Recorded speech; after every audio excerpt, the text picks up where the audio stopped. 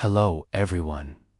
Tonight, we're back with another powerful story from the heart of World War II. A time when ordinary people found extraordinary ways to resist.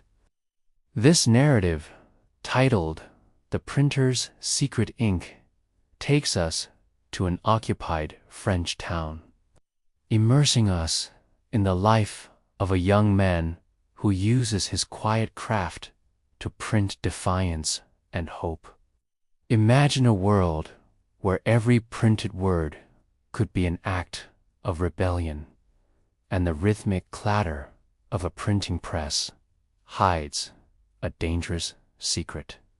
What happens when the bonds of family are brutally torn, and a young man's love for his craft becomes his most potent weapon against tyranny, all while battling profound loneliness?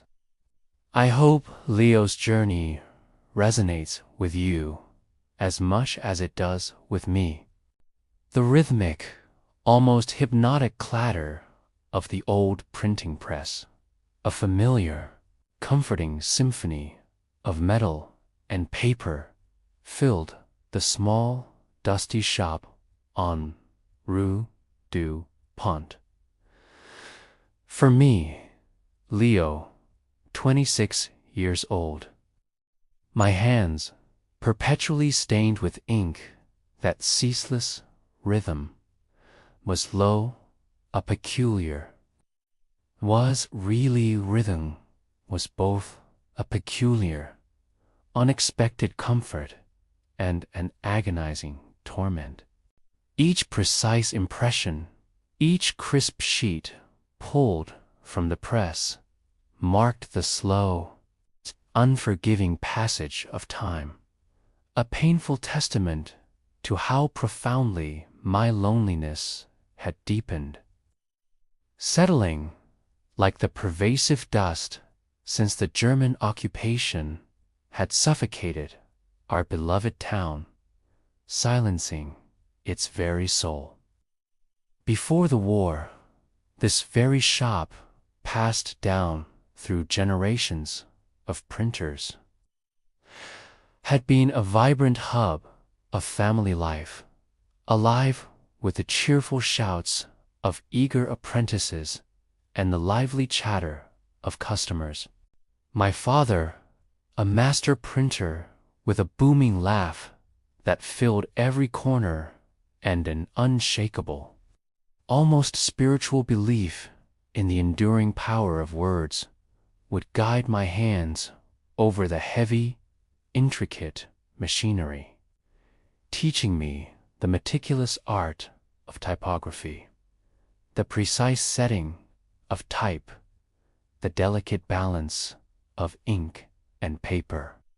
My mother, whose hands were as skilled with baking fragrant apple tarts that warmed the whole street as they were with binding a finished book, would fill our small apartment above the shop with the irresistible aroma of fresh bread and the sweet, nostalgic strains of old French chansons.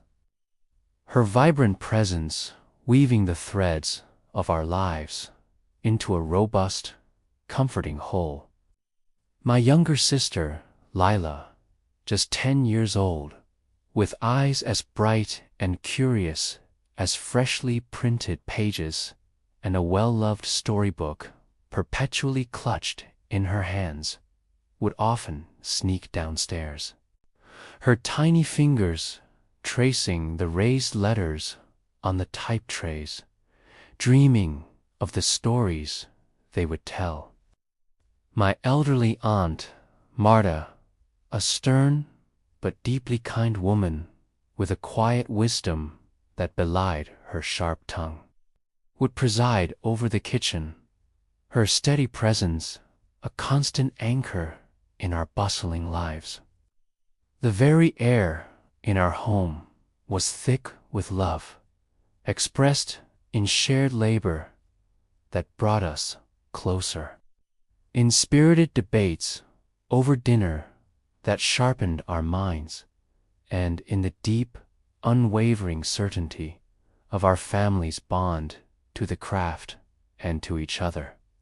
I can still recall with almost painful clarity the crisp snap of new linen, the smooth, cool feel of a freshly cast lead type beneath my thumb, and the comforting, reassuring weight of my father's hand on my shoulder as he pointed out a perfectly aligned line of text.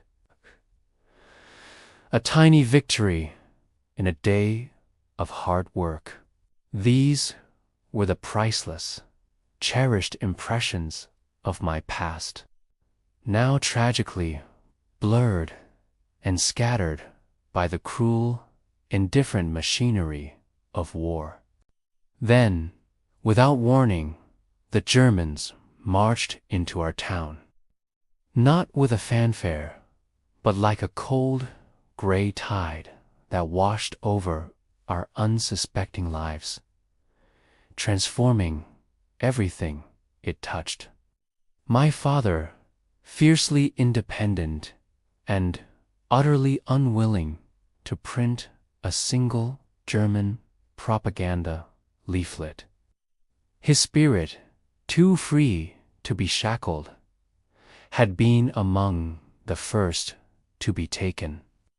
He was dragged away in the dead of night, his defiant shouts echoing down the street, fading into the oppressive darkness. My mother, her once vibrant spirit slowly, imperceptibly dimming under the harsh realities of occupation and relentless rationing, succumbed to a swift, unforgiving illness months later, her last breath a barely audible whisper of my father's name. Lila, Aunt Marta, and I were left utterly alone. Three fragile figures adrift in a town transformed by occupation. Our shop, once a beacon of words, now a silent, vulnerable fortress against the pervasive dread that seeped in from the streets. The vibrant tapestry of our family life had been brutally, irrevocably ripped apart, leaving gaping, aching voids that no amount of ink, no matter how black, could ever hope to fill. I clung to my craft, a lifeline in the churning waters of despair, transforming my overwhelming grief into a relentless, almost obsessive focus. My skill as a printer, honed by years at my father's side, became my anchor, my only refuge in a world that felt utterly chaotic. I continued the business, taking in small, mundane jobs, ration coupons, official notices, simple advertisements, anything to earn enough for the meager rations that kept us barely alive. The Germans, surprisingly, left us largely undisturbed. Even an occupying force, with all its brutality, seemed to require the services of a skilled printer. But my true work, the work that consumed my every waking thought and kept my spirit from utterly breaking, was far more dangerous. Through my father's contacts, a desperate whisper from the shadows that reached me through a trusted neighbor, I had been recruited by the local resistance. My quiet, seemingly innocent craft became a vital, secret tool. I meticulously printed clandestine newspapers, their words a defiant shout in the darkness. I forged identity papers for desperate refugees, giving them a chance at life. And I produced tiny, coded messages hidden within the margins of seemingly innocuous pamphlets, their secrets invisible to the casual eye. This was my quiet war, fought not with guns, but with lead type and ink, driven by a fierce, burning loyalty to my lost family and the enduring hope for a free France, a France that would one day read the truth again. The constant anxiety of discovery, the cold, paralyzing fear of a sudden, brutal inspection, was a sharp blade of emotion that never dulled, always pricking at my nerves, making every sheet pulled from the press a life-or-death gamble, every clatter of the machine a potential betrayal. Lila, my little sister, her already small frame, weakened by persistent hunger and the oppressive atmosphere that permeated every breath we took, often spent her days in a small, sunless corner of the shop, lost entirely in her worn storybooks.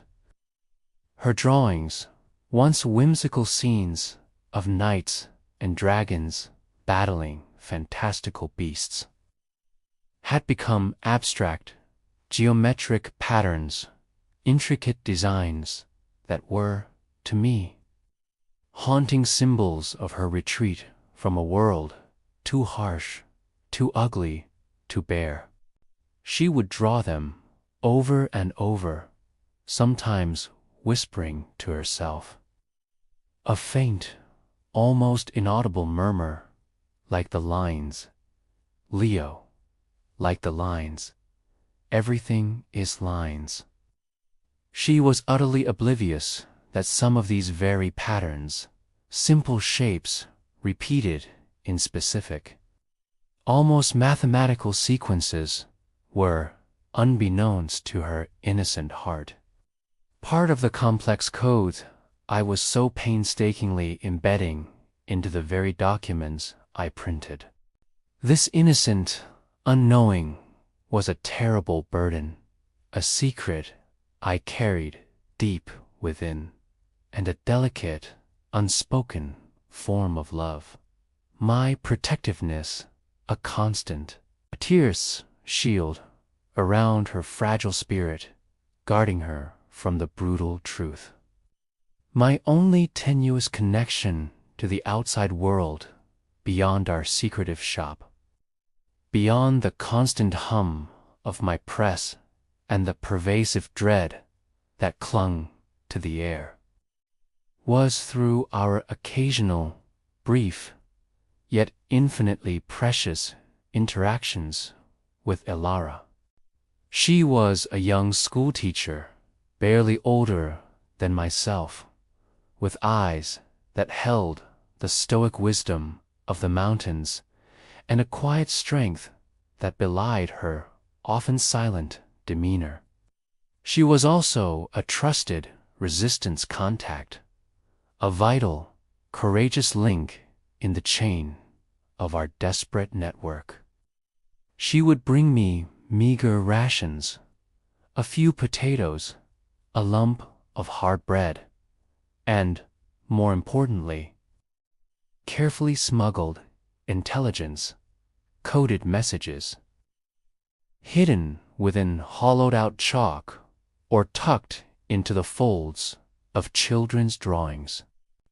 Elara never spoke much, her words as sparse as the winter landscape. But her quiet efficiency and the shared burden of our dangerous work forged an unspoken bond between us. Sometimes she'd just linger for a few moments by the warm stove, sipping her bitter ersatz coffee, her presence a quiet comfort in the vast loneliness that enveloped me.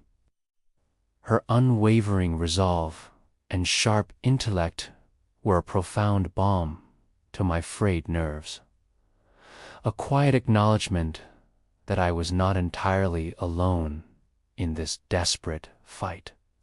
This shared, dangerous collaboration, forged in whispers and desperate acts of kindness, was a peculiar, unbidden form of love, born not of passion but of mutual trust, unwavering loyalty, and a shared defiance against the crushing weight of occupation. One bleak autumn afternoon, the crisp silence of the street outside was abruptly, terrifyingly shattered by the chilling, unmistakable sound of heavy German boots marching in unison and sharp, guttural commands that ripped through the air. A stern, high-ranking German officer, Captain Richter, notorious throughout the region for his keen eye for detail and his particular, unsettling interest in local businesses, arrived unexpectedly, his presence a sudden, chilling blast of cold that permeated the very stone of our shop. Key was accompanied by a small squad of heavily armed soldiers, their boots crunching ominously on the cobblestones outside. He spoke of new, highly detailed intelligence capable of pinpointing hidden activities in the region, his voice cold, precise, and utterly devoid of warmth. My heart pounded, a frantic drum against my ribs, threatening to burst through my chest. Richter was a ghost I knew only by terrifying reputation, but his presence filled the air with an immediate, oppressive cold that seeped into my very bones. My hands, though hidden beneath the counter where I was setting type for a seemingly innocuous notice, trembled violently, betraying my fear. I knew the danger. My hidden compartment beneath the press, the coded messages, the illicit pamphlets, all of it could be easily detected, exposed. My father, Elara, Aunt Marta, Lila, all of them were at grave risk if my position was compromised. Panic surged through me then, a cold, sickening wave that threatened to drown me entirely. My shop, my lifeline, my secret. I was utterly, terrifyingly alone in this moment of impossible choice. The fate of not just our local resistance, but the very memories of my last remaining family, hanging by a single fragile thread. I thought of my mother, her vibrant spirit silenced, her laughter gone. I thought of my father, his defiant spirit extinguished, his words now only echoes in my mind. Instinct sharpened by fear and a desperate need to protect those still alive, and the precious secrets I held took over.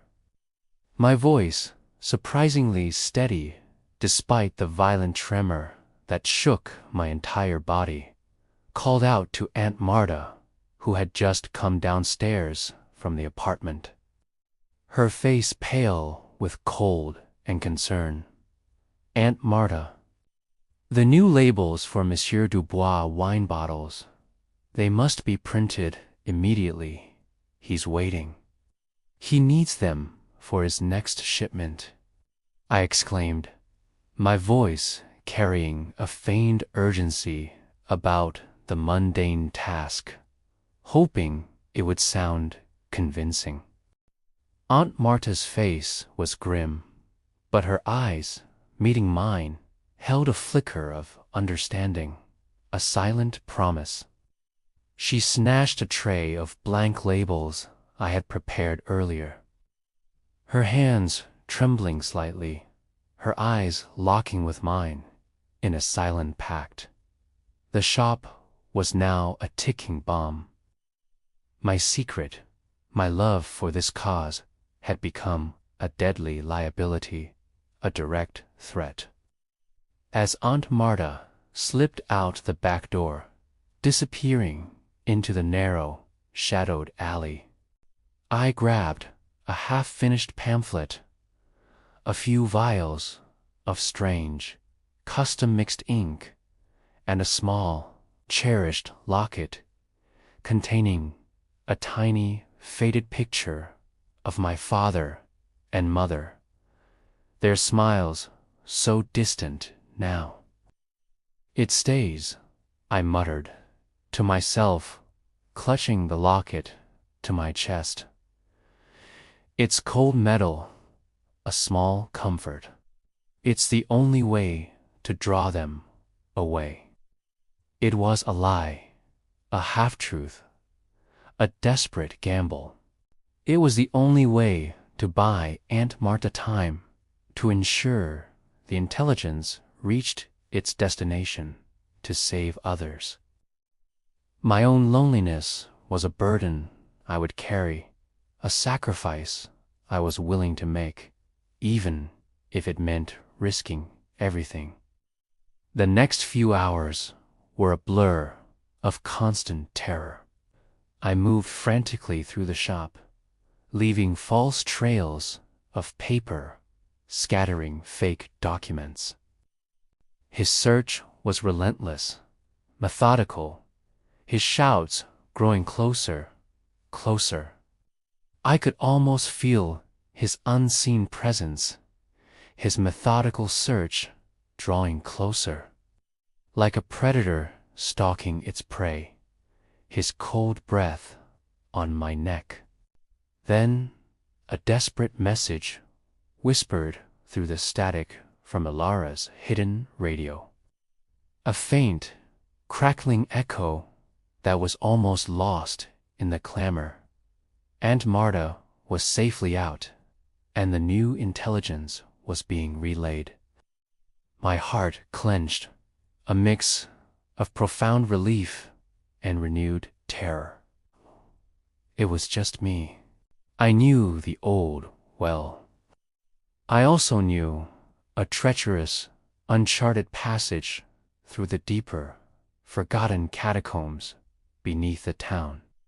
A labyrinthine path only my father, in his quiet wisdom, had taught me for extreme emergencies, a place where no German, no search dog could possibly follow. It was an impossible escape, too dangerous for anyone else, a path that demanded absolute precision, courage, and a deep understanding of the town's hidden history.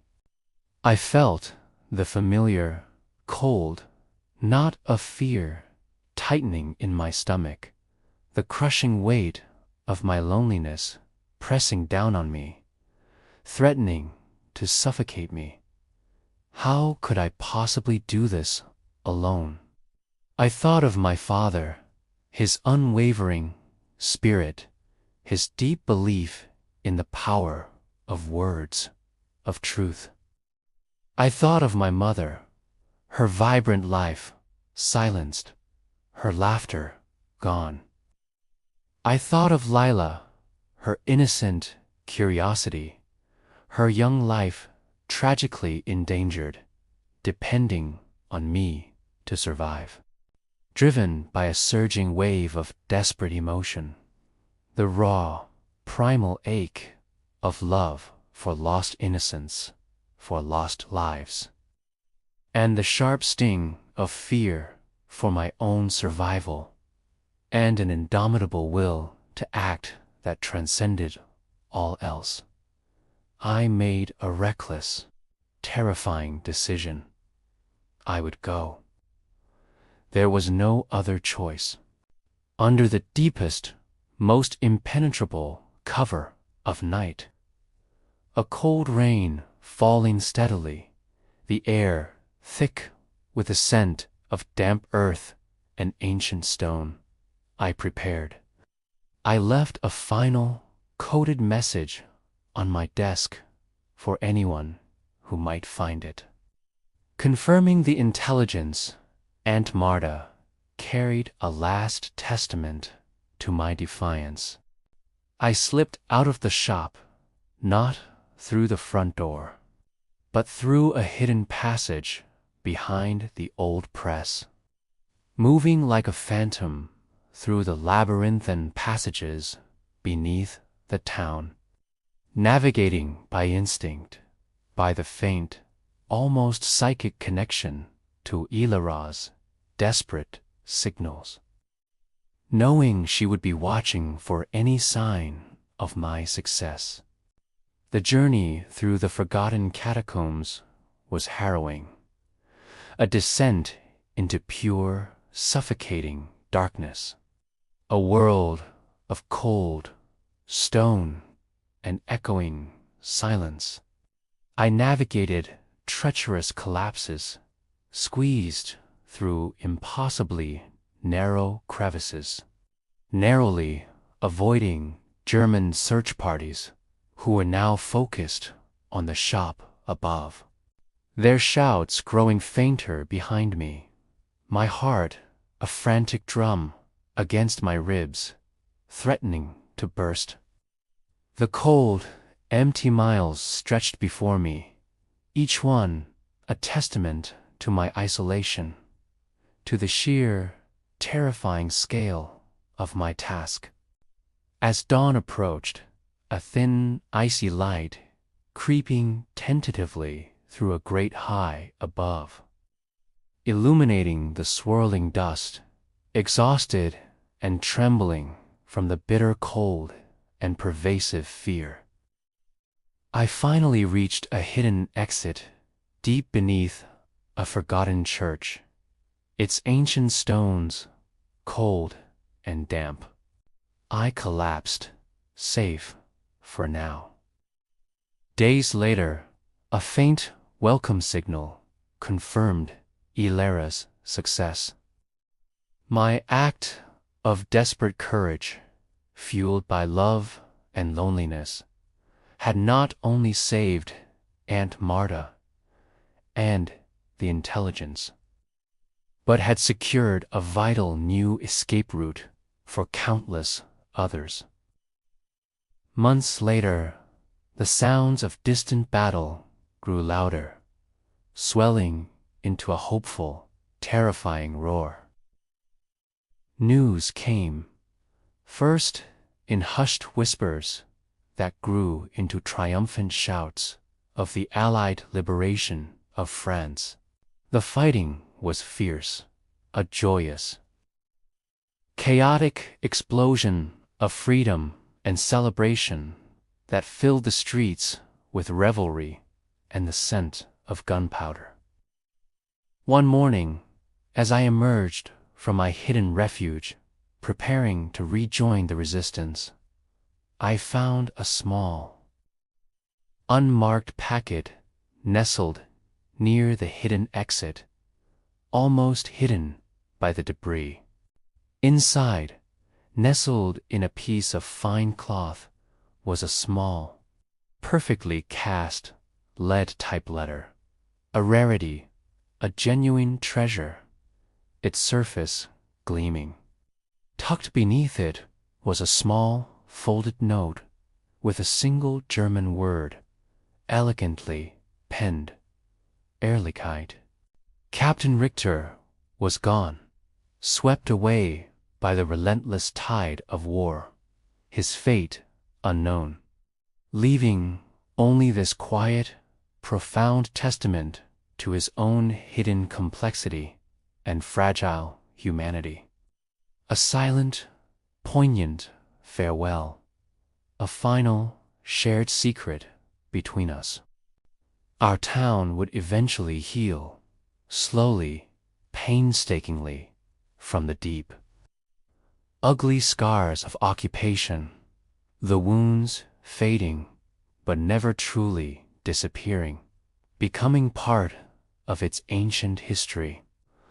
Aunt Marta returned, gaunt, but alive, her eyes holding a new, deeper understanding of the battles fought in the shadows, a quiet wisdom. Lila, though forever changed, slowly regained her youthful curiosity. Her drawings now imbued with a strange, beautiful depth, a silent language of her own. Elara and I would continue our work, our presses and signals, carrying not just intelligence, but a shared promise of a better future. A future built on truth and freedom. The family I yearned for would always remain incomplete. A profound absence that would never entirely leave me, a shadow in the corner of my heart. But the spirit of resistance, nurtured in the quiet hum of the print shop, would bloom anew, stronger than ever.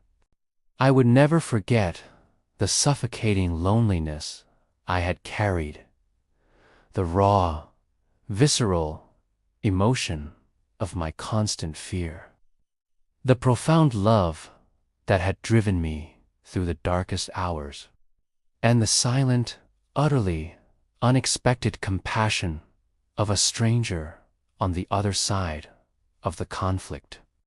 Our shop, once just a humble business, would forever stand as a silent witness to a courage born of desperation, and precious secrets kept safe through the darkest of times. Its quiet presses now echoing not just with the clatter of metal, but with the vibrant, enduring truth of hope forever free.